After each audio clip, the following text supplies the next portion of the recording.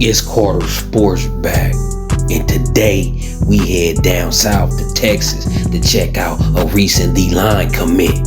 So let's go. And if you been here before, can you please hit that like, please? And if you ain't subscribed, boy, you better subscribe. Disclaimer: under Section 107 of the Copyright Act 1976, allowance is made for fair use for purposes such as criticism, comment, news reporting, scholarship, and research. Fair use is a use permitted by copyright statute that might otherwise be infringing. Nonprofit, educational, or personal use tips the balance in favor of fair use.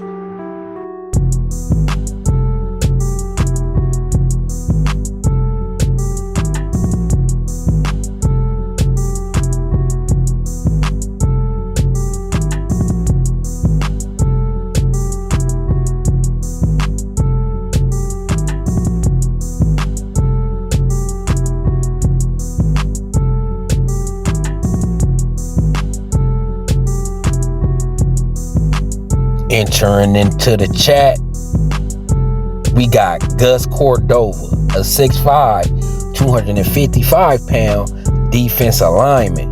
He listed as a 3-star, but his potential is unlimited, right? He has the motor and skills to become a special player. Although there's a slight controversy around him, it's not big enough for USC not to offer this kid.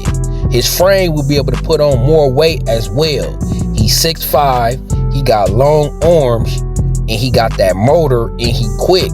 To welcome the newest Trojan, Gus Cordova. Now, as I watch film on this kid, I feel like, I know he getting recruited as a defensive end, but he got the frame to add enough size to play inside too. The kid 6'4", 6'5", 250, extremely quick, nice long arms, right? So this kid got the potential. You got to decide, is he better at stuffing the run or putting pressure into that quarterback? Watching this film, it look like he's equally gifted at both, but he's been recruited as a defensive end, but ain't no telling where this kid gonna end up at. He had a slight controversy over some peanut butter and some hazing. I feel like it got overblown. You know what I'm saying? And USC won't recruit this kid unless they really did their homework on what happened. Because you remember David Pele, USC pulled their scholarship offer from what he did just on some Instagram posts. I actually feel like, we know how I feel about David Pele. I feel like USC shouldn't have took that offer, but they did. So I'll bring that up to say USC very much looking at character. They very much value that.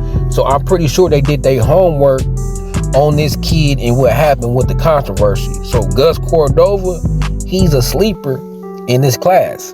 He's one of them sleepers. He reminds me of a sleeper like Elijah Hughes, a 3-star with major potential, with major 4-star potential.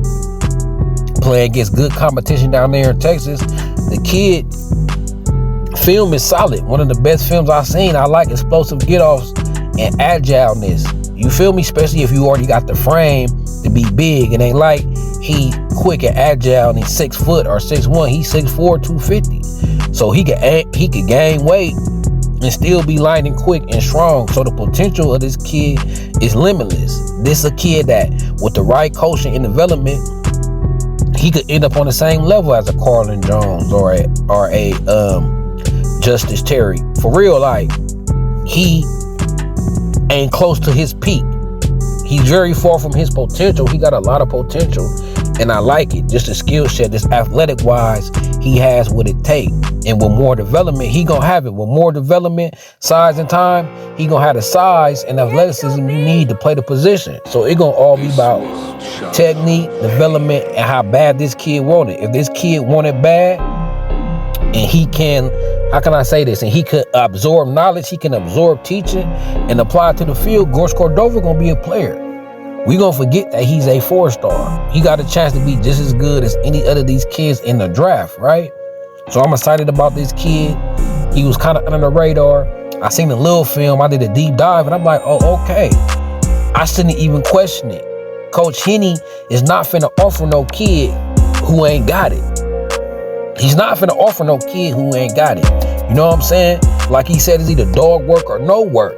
And if these kids ain't dogs, he ain't gonna offer no scholarship. If they ain't got no potential, he ain't gonna offer it. So I trust Coach Henny, and then I trust my own self. I watched the film, and I'm like, okay, another Elijah Hughes type. You know, big kid, ain't reached his full potential, ain't grew into his weight yet. 6'4", 250. I feel like he gonna end up playing at 280. Just looking at his shoulders and his arms. So this Elijah Hughes part 2, I feel like. Great quickness and the ability to play inside and outside, just like Elijah. Elijah Hughes come out of high school, he projected as a defensive end.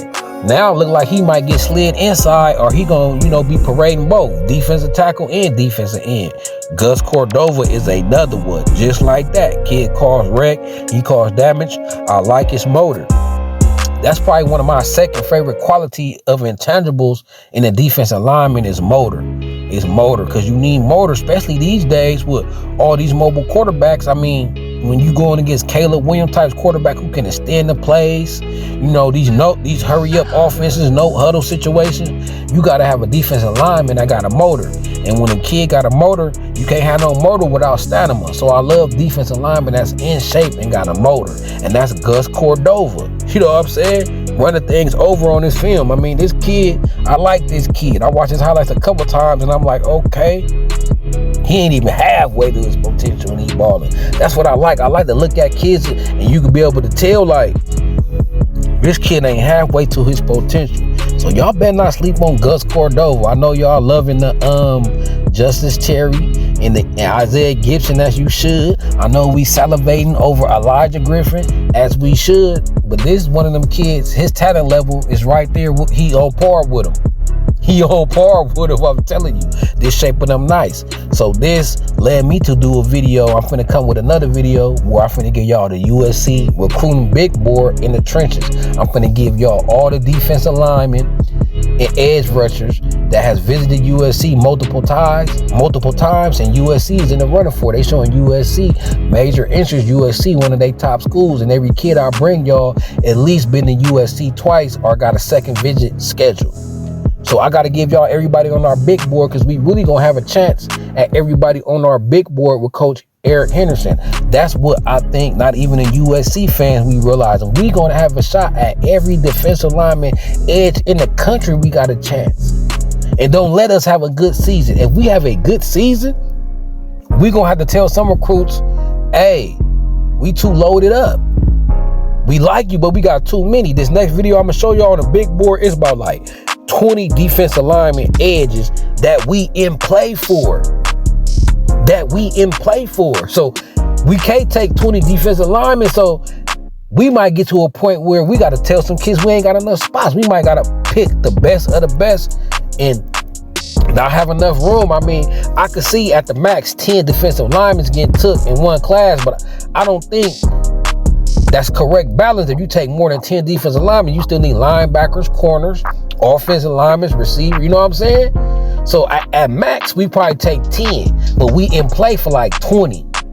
So that's my next video, USC recruiting big board in the trenches. But for now, enjoy Gus Cordova, a Trojan at home. He locked in. I know he ain't gonna decommit. He said, before he even committed, he said, it would be a blessing to be a part of that situation what they built. It'd be a blessing to go to USC and get coached by Coach Henny and be a part of the vision they got. You know what I'm talking about?